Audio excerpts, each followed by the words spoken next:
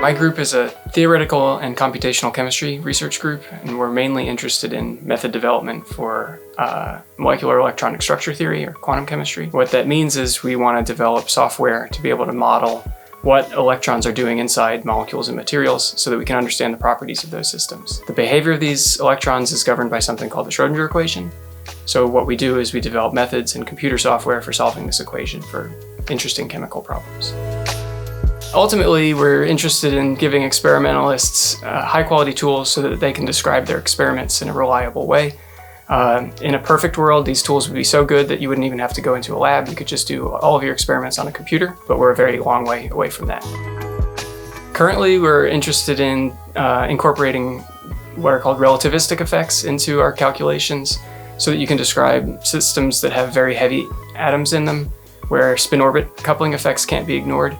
The interesting thing there is the calculations tend to get very, very computationally expensive. So we also have to think about, in addition to just the theory, we have to think about developing software that can scale up to be run on big supercomputers. Aside from that, we're very interested in modeling light-matter interactions, so how a laser field interacts with a system that we could use to model spectroscopic experiments. Or also the formation of these weird states that are called polaritons, which form when light and matter couple very strongly, say, if a molecule's embedded in an optical cavity. Most of the projects in my group involve some level of programming or scripting, where you're using Python or C++ to develop either software or just do data analysis. So obviously the most important skill my students pick up is some programming skills.